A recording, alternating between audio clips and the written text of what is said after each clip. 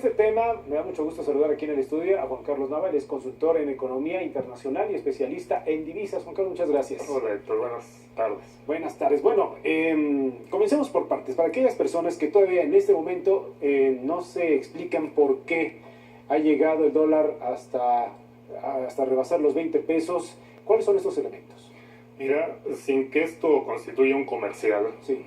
En enero del año pasado yo publiqué un artículo que se titulaba El peso en 20. En enero del año pasado recordarás que el tipo de cambio estaba aproximadamente en 15 por dólar, alrededor de esos. Mucha gente vio eso como un escándalo, el que yo pudiera tener esa apreciación. Seguramente recibió llamadas. ¿De dónde sacó eso? Exacto, sí, catastrofista, tú sabes. Claro. Sí. Sin embargo, las condiciones que tenemos hoy en día son exactamente las condiciones que yo exponía en ese artículo, Sí. como las prevalentes para que la moneda se devaluara. Hay una crisis internacional muy importante y en ese entonces no estaba el efecto Trump.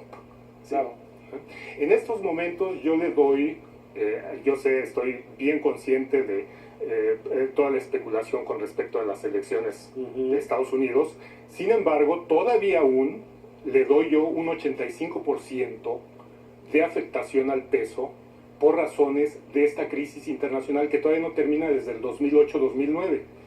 Entre ellas, la economía estadounidense crece muy poco, hay miedo sobre la economía estadounidense, todavía aún.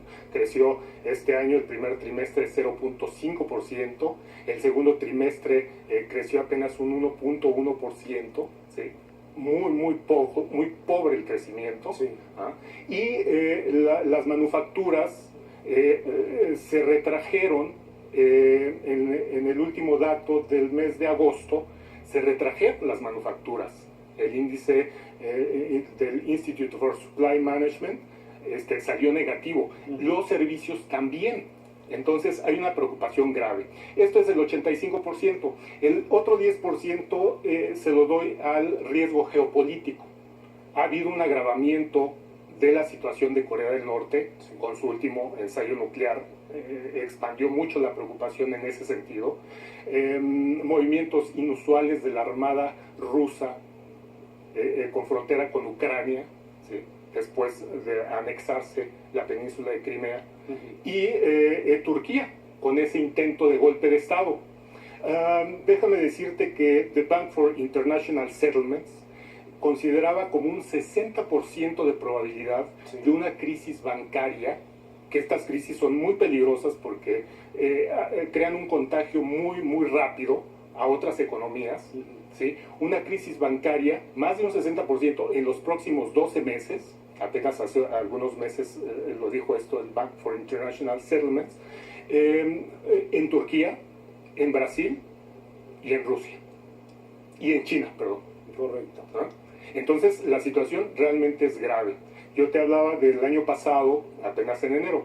Habiendo dicho esto, y vemos que es una situación inédita en la economía mundial, hay gente que es muy positiva con respecto a la economía mexicana, muy respetada en el mundo. Entre ellos está Bill Gross, ¿sí? Este señor estuvo en PIMCO, Pacific Investment Company, Sí. que es una de las que manejan los bonos más importantes del mundo. Están al tanto de cada economía, cómo se maneja, para ver cómo se aprecian o se deprecian estos bonos, los bonos soberanos. Sí. Y ahora está en Llanos. Él ha sido uno de los que ha estado a favor del peso mexicano. Es uno de los que le han echado porras al peso mexicano. Otro personaje, entre muchos otros, pero estos son muy importantes. Richard Fisher, el ex director de la Reserva, expresidente de la Reserva Federal de Dallas, quien ya no está como presidente, el año pasado ya se jubiló, ¿sí? Siempre tuvo una magnífica apreciación de lo que era el Banco Mexicano, el Banco de México, ¿sí? Cómo se manejaba y cómo se manejaba la Secretaría de Hacienda, el gobierno de México. Su apreciación llegaba a los extremos de decir que ojalá y la Reserva Federal de los Estados Unidos tuviera ese manejo tan profesional sobre el país. Bien, ese es el panorama y los por qué tenemos el día de hoy el dólar como está. Juan Carlos, ¿cuáles son los tres elementos y las tres recomendaciones, los tres tips para la ciudadanía en estos días de volatilidad importante? No endrogarse, no adquirir crédito, no cerrar esa negociación para poder comprar el auto, esperarse hasta la elección de los Estados Unidos. ¿Cómo serían estas recomendaciones? Exacto. Antes, permíteme decirte que me faltó un 5%, había dicho yo el 85 más el 90, el último 5% serían ahora las elecciones de Estados Unidos, precisamente, bueno, las pues que estarían afectando, pero van a estar incrementando ese porcentaje de aceptación, de afectación en los próximos días y semanas. Sí, todavía nos falta. Y ahí sí se va a agrandar mucho. Bueno, en ese sentido, son cosas de sentido común. Sí. Bueno, pues si uno va a viajar y se endroga en dólares y el tipo de cambio, si llegara Trump a la presidencia, podría irse mucho más elevado, mucho más. Podríamos hablar un 23 pesos por dólar. 23 pesos por dólar si Trump ganara la presidencia. Si ganara la presidencia, exacto.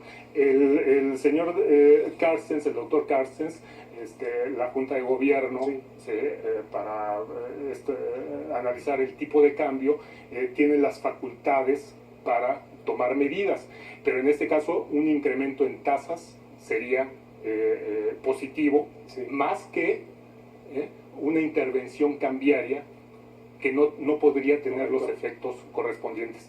Con respecto a la gente, hay que estar muy atenta a las tasas de interés, aparte del tipo de cambio, de no endrogarse en dólares, salir de viaje, el tipo de cambio, por supuesto, hay que estar muy atentos. Y desde luego, el peso mexicano es aunque suene increíble, es una de las monedas, de las mejores monedas en la actualidad, ¿sí?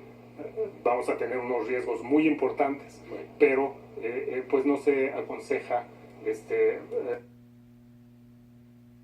Ella es directora de Research en Bultic, con quien vamos a analizar lo que está pasando con el peso mexicano y también